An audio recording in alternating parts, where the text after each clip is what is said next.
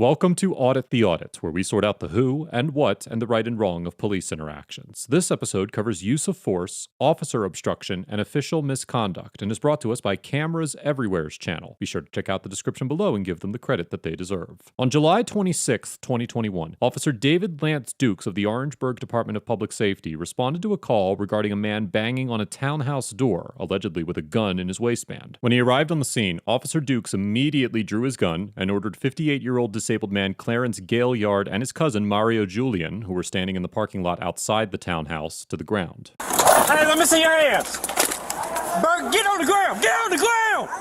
Get on the ground right here. Get on the ground. You, burgundy shirt, get on the ground. Over here. On the ground. On the ground. Get on the ground. Do you not listen? Get on the ground.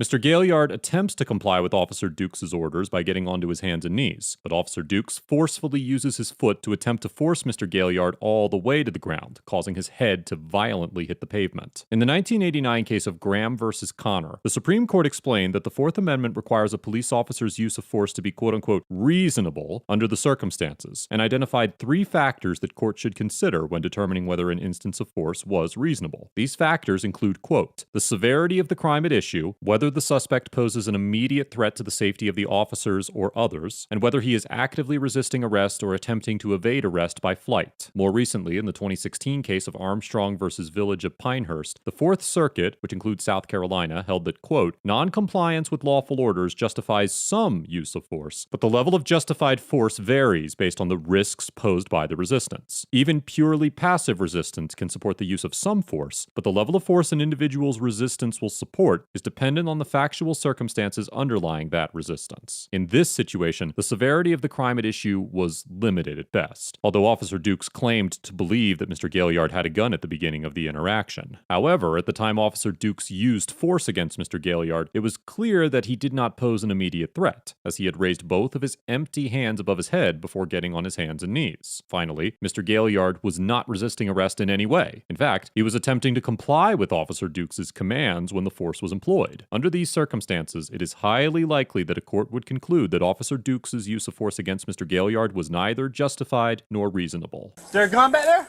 Ain't no gun. By that truck. Ain't no gun. You're not listening, dude.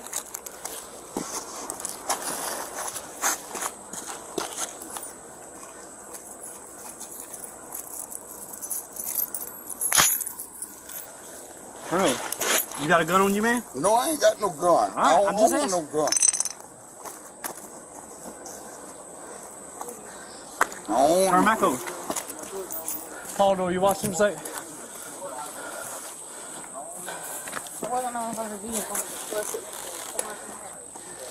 He had something. I ain't own no gun. The door's unlocked, it's not always so. No, he was right here. Watch him. Go watch him.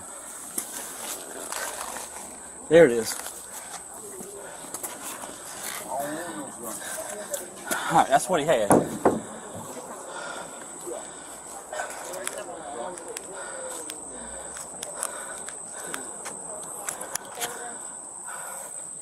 All right, who's the complainant? All right, get up. Get him up. Put your leg up. 25 cents, got one tank. Alright.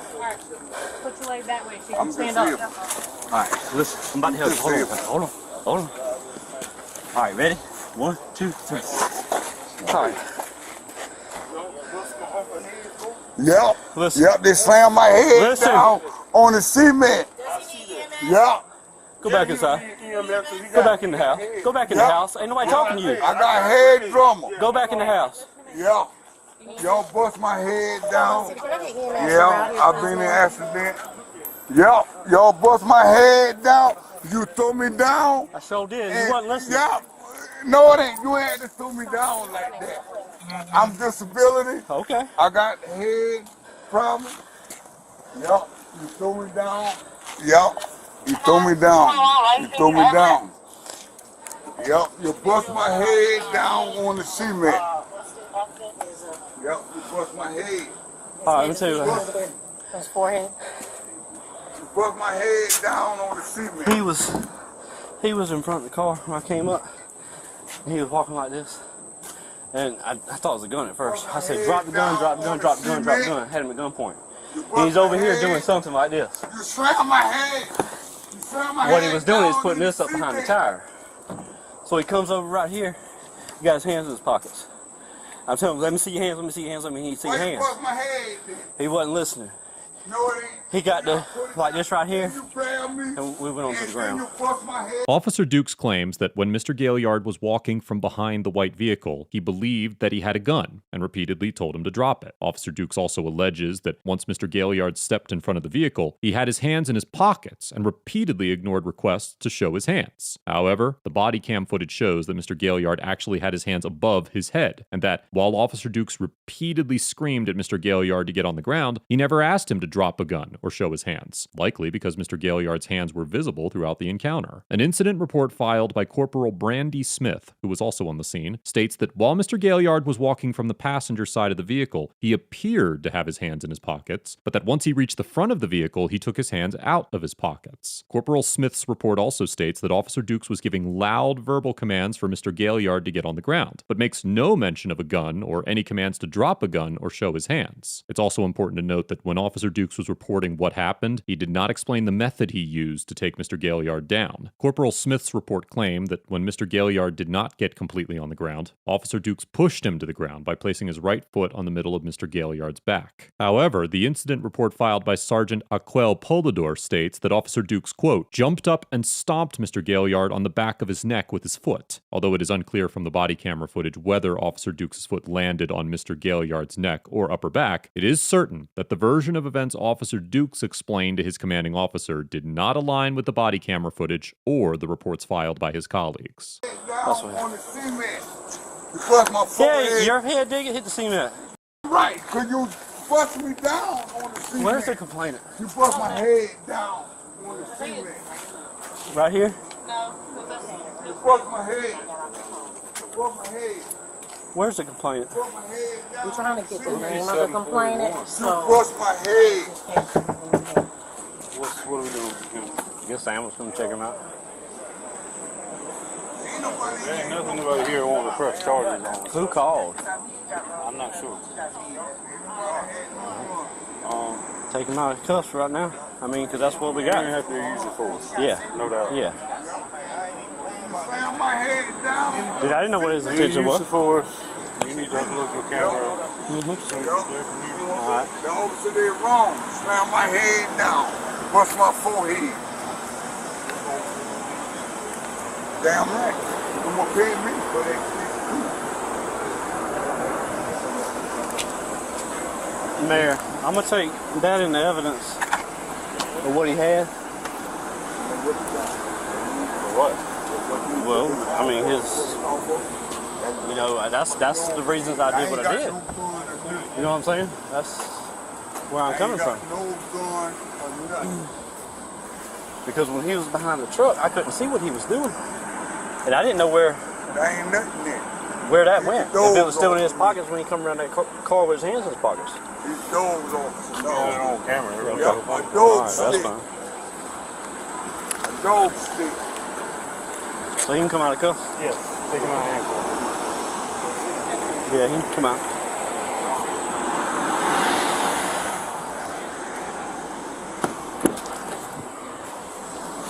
Oh, Lord.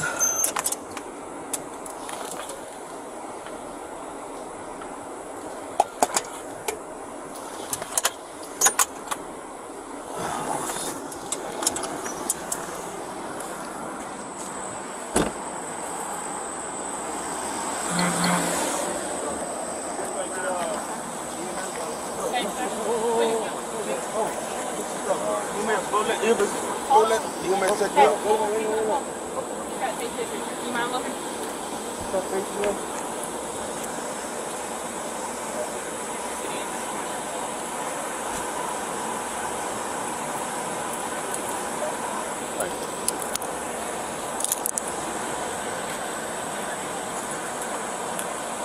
Hi. Good, how are you? What's going on? Officer slammed my forehead down in the cement. wrong for that. You process this? Yup. Listen. Can I get a card from you? I don't have one now. We Okay, don't have. what's your They badge don't number? give us cards. Okay, what's your badge number? 1059. Let me see if I can get my phone. Hold on. Hold on, we have cards. I get ready. Alright, Okay. from the blood thinner? Okay. Thank Go you. to hospital?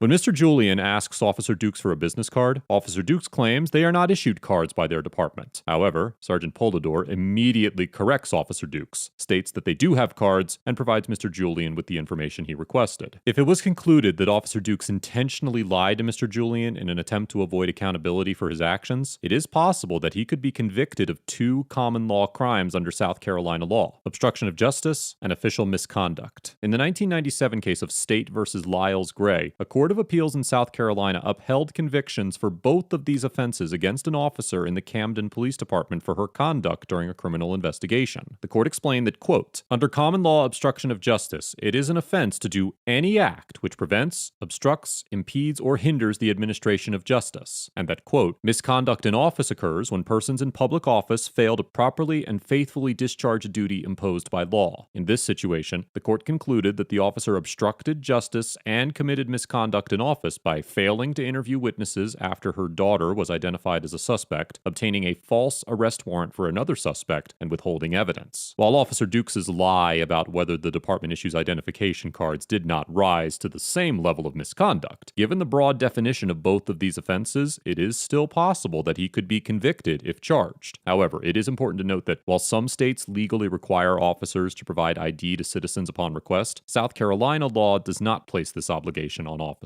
Additionally, many police departments have policies requiring that officers identify themselves, but the Orangeburg Department of Public Safety's policy is not publicly available, and it is unclear whether their policy adheres to any form of officer identification guidelines. Yeah. Alright. Just call me. Brandon, he can get his stuff off the car.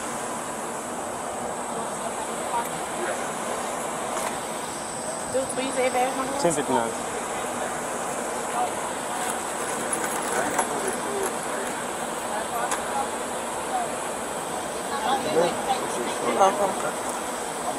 After Mr. Gaillard was treated by EMS, he and Mr. Julian were allowed to leave. 2 days after the incident, Officer Dukes was fired from the Orangeburg Department of Public Safety for violating the department's use of force policies, which, as stated before, are not publicly available. On August 25, 2021, former Officer Dukes was charged with first-degree assault and battery, which could carry a sentence of up to 10 years in prison. As of the date of this episode, Mr. Gaillard is represented by an attorney, but he has not yet taken any legal action against Officer Dukes or the department. Overall, former Orangeburg Officer Dukes gets an F for physically assaulting Mr. Gaillard for no apparent reason, blatantly lying about the nature of the interaction in his police report, and for making a concerted effort to avoid being held accountable for his ridiculous antics. At no point during this encounter was Mr. Dukes in any danger, and it is clear that his violent actions were motivated by his ego, not officer or civilian safety. There was absolutely no legitimate excuse for shoving Mr. Gaillard's face into the pavement when it was plainly obvious that he was attempting to surrender. And this is exactly the type of conduct that has sparked nationwide unrest regarding members of law enforcement. Mr. Dukes' feeble attempts to explain his actions and manipulate the facts of the encounter only add to his incredulous and insidious behavior, and his conduct was nothing short of unacceptable. I commend the Orangeburg Department of Public Safety for immediately firing Mr. Dukes and pursuing criminal charges against him. And if there were a lower grade than an F, he certainly deserves that. Sergeant Polidor gets an A+ for remaining truthful and objective throughout the encounter, ensuring that Mr. Julian was given the necessary information to follow up on the incident, and for maintaining a calm, collected, and professional attitude throughout the interaction. Although it cannot be proven with any degree of certainty, I suspect that Sergeant Polidor was highly involved in the Orangeburg Department's decision to fire and charge Mr. Dukes, and the testimony that she offered in her incident report likely played a vital role in making certain that he was held accountable for his actions. Officers who witness acts of misconduct misconduct are often placed in a position where they must consider whether reporting that misconduct is worth the potential damage to their career that could arise from pursuing accountability for the actions of their colleagues. And it is all too common to see members of law enforcement justify the actions of their peers in any way they can to avoid facing the repercussions of speaking out against them. This notion was on full display in this very interaction when Sergeant Meyer fist bumped Mr. Dukes for an appropriate use of force without knowing any of the details beyond what Mr. Dukes had told him. I commend Sergeant Polidor for having the courage and conviction to hold Mr. Dukes accountable for his actions, and I sincerely hope that her actions inspire other officers who witness misconduct to come forward and do the same within their department. As for Mr. Gaillard and Mr. Julian, I cannot rightfully issue a grade to individuals whose actions were purely dictated by the conduct of the officers on the scene. Nothing the pair did was uncivil, and the two obeyed all the commands of the officers to the best of their ability without knowing the context of the encounter. It could certainly be argued that both Mr. Gaillard and Mr. Julian were both victims of police misconduct, one by way of physical violence, and the other by an attempt to avoid accountability. It should be noted that Mr. Julian made a legitimate effort to gather then Officer Dukes' personnel information, presumably in an effort to file a complaint against him, and I commend him for sensing that Mr. Dukes' actions were unlawful and doing what he could to hold him accountable. Let us know if there is an interaction or legal topic you would like us to discuss in the comments below. Thank you for watching, and don't forget to check out my second channel for even more police interaction content.